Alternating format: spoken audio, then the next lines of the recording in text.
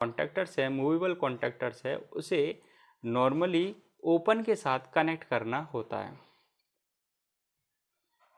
कार्य सिद्धांत, तो कार्य सिद्धांत के आधार पर ये दो प्रकार की होती हैं, जैसा कि मैंने आपको पहले भी बताया था कि विद्युत चुम्बकीय रिले और अर्धचालक आधारित। अर्धचालक मतलब आपके सेमीकंडक्टर्स, तो एक प्रकार के इलेक्ट्रॉनिक्स पर आधारित, और दूसरा है आपका विद्युत चुम्बकीय रिले। इनमें से विद्युत चुम्बकीय रिले काफ़ी बड़ी होती हैं और इनका इस्तेमाल इन्वर्टर, स्टेबलाइजर वगैरह में किया जाता है। वही अर्धचालक आधारित रिले बहुत छोटी होती हैं और इनका इस्तेमाल छोटे सर्किट्स में किया जाता है। यहाँ पर आपको एक चित्र के माध्यम से जो रिले हैं उनके कंपोनेंट दिख रहे हैं, तो ये जानते हैं उनके कंपोनेंट क्या काम करते हैं और कितने कंपोनेंट होते हैं। तो चित्र के माध्यम से हमें आर्मेचर, कॉन्टैक्ट्स और स्प्रिंग, कॉइल, यॉक ये दिख रहे हैं। तो इसको समझते हैं। आर्मेचर क्या है? आर्मेचर एक प्रकार का कॉमन टर्मिनल है, या इसे कह सकते हैं मूवेबल टर्मिनल।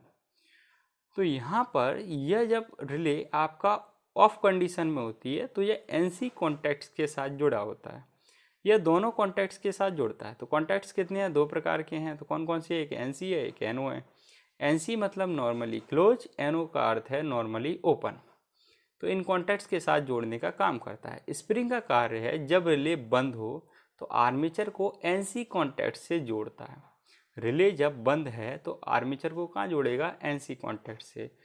योक क्या है? योक है कॉइल की बाहर का हिस्सा। इसको जो कॉइल है आपका, कॉइल का बाहर का हिस्सा इसको मजबूती देता है और इसकी सुरक्षा करता है। तो बाहरी आवरण, उसकी बॉडी क्या है? योक है। योक को बॉडी कह सकते हैं। कॉन्टैक्ट्स, कॉन्टैक्ट्स है यह रिले के टर्मिनल में जहाँ पर भी हमें स्विचिंग करनी हो, जैसे अगर हमें कहीं स्विचिंग करनी है तो वहाँ हम कॉन्टैक्ट्स के कनेक्ट कर सकते हैं। तो दो प्रकार के कॉन्टैक्टर्स होते हैं। कौन कौन से कॉन्टैक्ट हैं? NO, NO normally open and NC normally close. Coil यह आर्मेचर को एनो कॉन्टैक्ट से जोड़ने का काम करती है। जो आर्मेचर है उसे किससे जोड़ेगी? एनो के साथ। जब आपका रिले ऑन होगी, जब रिले को हम सप्लाई देंगे तो वो जो मूवेबल कॉन्टैक्टर्स है उसे वह आर्मेचर के एनो के साथ कनेक्ट करती है। अब रिले का कैसे काम करती है उसे और समझ लेते हैं। रिले का कार्य, जब हम किसी रिले को, यहाँ पर दो चित्र दिख रहे हैं बेटा। पहला वो फिगर है उसमें हम जो कॉइल है उसको कोई वोल्टेज नहीं दे रहे हैं, तो जो कॉमन जो टर्मिनल है वो हमारा एनसी के साथ कनेक्ट है।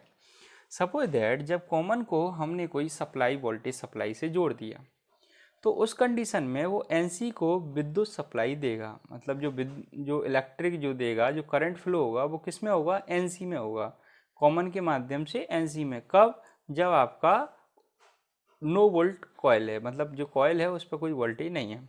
लेकिन जैसे ही हम कॉइल पर वोल्टेज अप्लाइड करेंगे तो उस कंडीशन में आपका जो कॉमन टर्मिनल है वो एनओ के साथ कनेक्ट हो जाएगा। तो कॉमन टर्मिनल में जो आपने सप्लाई दे रहे थे, जो करंट फ्लो हो रहा था, वो आपके एनओ सर्किट्स में करंट फ्लो होगा।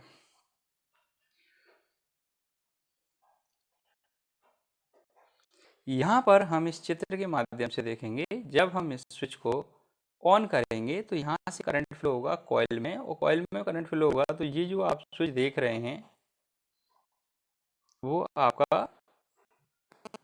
ये आप चित्र के माध्यम से देखो, जब हम इस स्विच को ऑन किया तो ये कॉइल में करंट फ्लो होगा। तो ये टर्मिनल है उसे अपनी ओर आकर्षित किया और इसमें ये लैंप जल गया। लेकिन जैसे ही इसे हमने ऑफ किया तो उस कंडीशन में ये जल रहा है।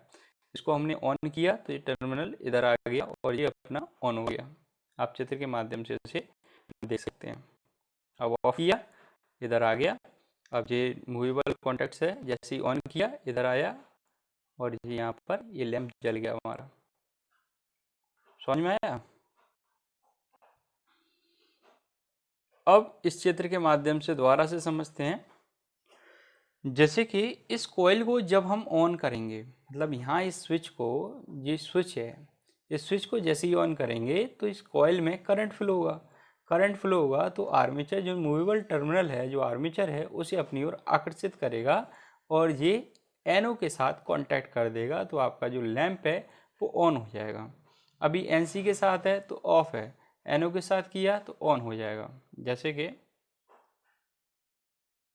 अब ये देखिए, यहाँ मैंने इसे ऑन किया तो ये ऑन हो गया, ऑफ कर रहे हैं तो ऑफ हो गया। स्विच को ऑन कर रहे हैं, टर्मिनल आर्मेचर टर्मिनल क्या है, NO के साथ कनेक्ट हो रहा है, और जैसे ही ऑफ कर रहा हूँ तो ये डिस्कनेक्ट हो रहा है। Connect, disconnect, connect and disconnect.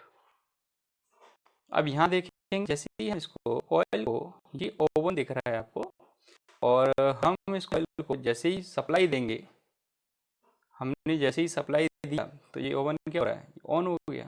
Supply हटाया, ऑफ हो गया। सप्लाई दिया, ऑन।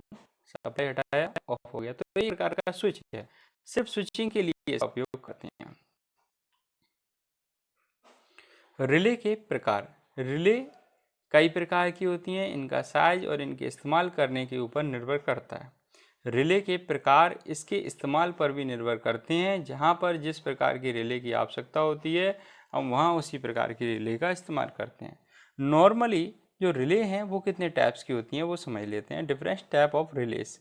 इलेक्ट्रोमैग्नेटिक रिले, जिसकी हम समझ चुके हैं, आज हमने इसको वीडियो में लिया था और पूरा हमने टॉपिक समझाया था। इलेक्ट्रोमैग्नेटिक रिले कैसे काम करती हैं और किस प्रकार यह रहती हैं।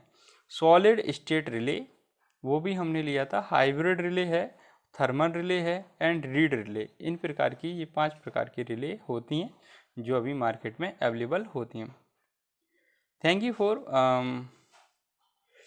You for watching this video.